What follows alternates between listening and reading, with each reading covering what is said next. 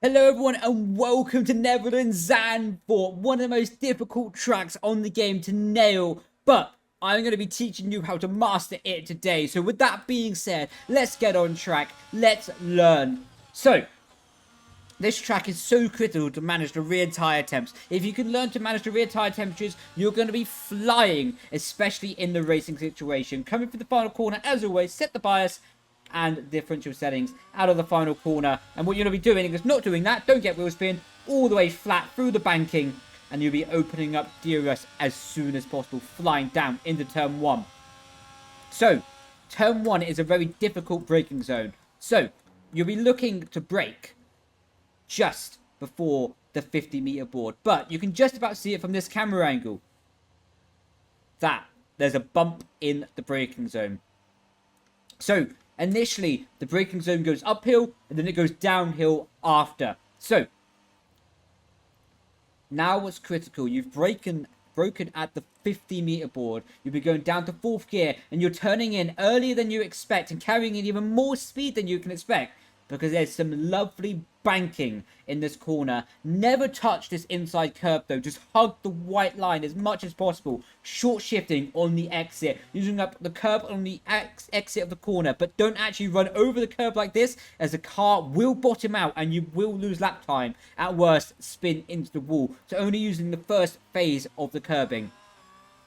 Through the left-hander, using up all the road as possible, keeping the car straight and turning in when the curb ends on the left-hand side. You'll be in 5th gear through the right-hander, over the crest. Keep the car to the middle of the road. Now you'll be braking hard, and you want to be V'ing off the corner. So coming up to the middle of the track, then turning down hard. And short shifting to 5th if you need to, avoiding the curb on the exit there, as that will cause a grip loss. Now choosing the path of least resistance all the way through the sand dunes. You can see now coming up to the treacherous turn 10. You will be arriving here at so much high speed. You'll be flicking down the gear through the right-hander. Do not ever hit the inside curb here. I can never stress that enough. Only going to the white line. And then coming through the exit, again, only using the first phase of the curbing, never going further. If you go over the curb like this, you will bottom out, and you probably will spin into the barrier. But now, through the kink left, again, do not take the inside curb there. It's just going to make you spin. It's not worth the risk. Now, turn 8. Braking and turning in at the 50-meter board, never hitting the inside curb again, but getting as close as possible to it to carry maximum speed. If you hit the inside curb there, to be honest, you're going to end up in Jupiter. Look, there's just no point to hit it. So, on the exit here, again, is the theme of this track. You can use the first part of the curb, but if you go over the second part of the curb, you will spin here. There's just no other option to it, but if you go over the curb like this, you will spin, and you will be losing your lap time. It will make a good clip for Twitter, but that's about it. So, what's critical now is you survive this corner, and you'll be braking at the 50-meter board as much in a straight line as possible, because the rear tyres and the front tyres are really starting to become overheating right now.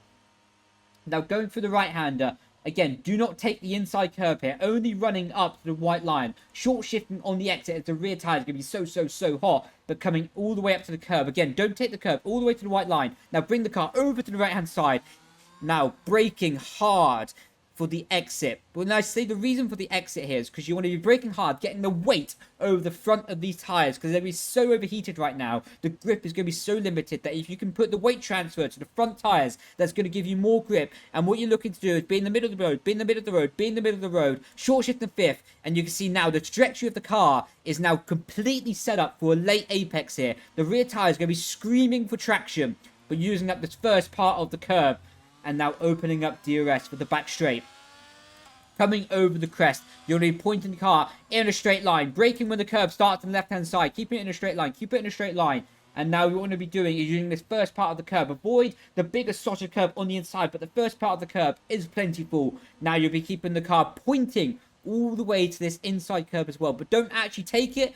Only going to the white line is fine. And what you need to do now is release the brake in the middle of the corner, because that's going to cause the front tire to pick the traction back up. Rotate through the exit, keep the car straight. As soon as you have full throttle commence, pull the car to the left hand side. Now braking at the 50-meter board, you go downhill initially for this right hander. So, as you go downhill, you're going to understeer a little bit. So, what's critical is now that you pick up the correct amount of braking force and the correct amount of throttle to make sure that you hug the white line, but never, ever, ever kiss that inside curb, because that's just going to be disastrous for you that time. Now, on the exit, using up the first phase of the curb, but again, never using up the second phase of the curb, as that will just spin out the car. Through the banking, you want to keep the car as low as possible. You see, keeping the car low, low, low, and now opening up the DRS for the run to the line, keeping the car in a straight line, and that will be a lap of Zandvoort. As always, now we're going to be jumping into the hot lap.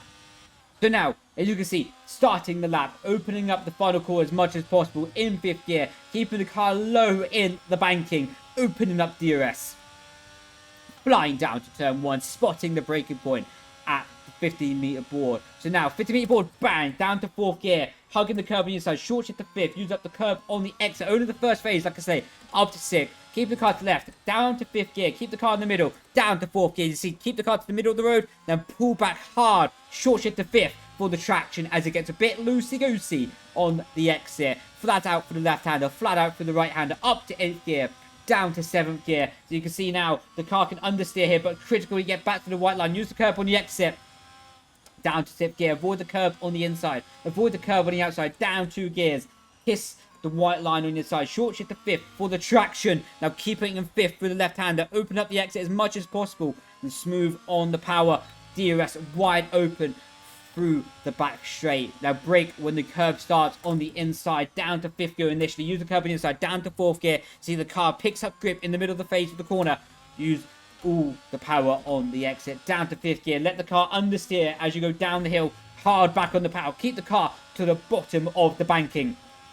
And as I did in Austria for this video, I'm going to take you for 2 laps because it's such a short lap here. I want to give you as much detail as possible. So again, 50-meter board, down to 4th gear, short shift to 5th, hard on the power, use the first phase of the curb, up to 6th gear, down to 5th gear, avoid the curb on the inside, keep the car to the middle of the road. Now you can see, braking hard, get the car feed off, hard on the power, short shift to 5th, you can see now, through the dunes, 7th, flat out again, up to 8th gear, and you can see down to 7th gear, get the car in, nice and early this time, beautiful. You can see now, bring the car to the left-hand side, downshift, avoid the curb on the inside, avoid the curb on the outside, down 2 gears. Now you can see short shift to 5th, smooth on the power, avoid the curb on the exit, keep it in 5th. You can see now what I was talking about, get that late apex, hard on the power, avoid the curb with the double phase of the curb on the exit. Use the first phase of the curb as always in 7th gear, down 2 gears, avoid the big sausage curb on the inside. Now down to 4th gear. Keep the car rotating through. As soon as the car is straight, bring the car over to the left-hand side when you get to full power. Down to 5th gear. Let the car understeer through the second to last corner. Hard on the power. 6th. 7th. Open up DRS. And that is 2 laps of Zandvoort on how to master this absolutely beautiful circuit. I have to say, there wasn't enough orange flares on the track for my liking today. But if everyone enjoyed... Oh, look, they even have everyone in orange. I've never noticed that before, actually. They have everyone in orange in the grandstand. That's actually pretty cool. Sorry, I got sidetracked there. But if you have enjoyed the video today, be sure to like, subscribe, and I'll be back with the next load of these videos soon. So, until then, have an amazing day, have an amazing night wherever you are in the world, and I'll catch you next time. Ciao, ciao.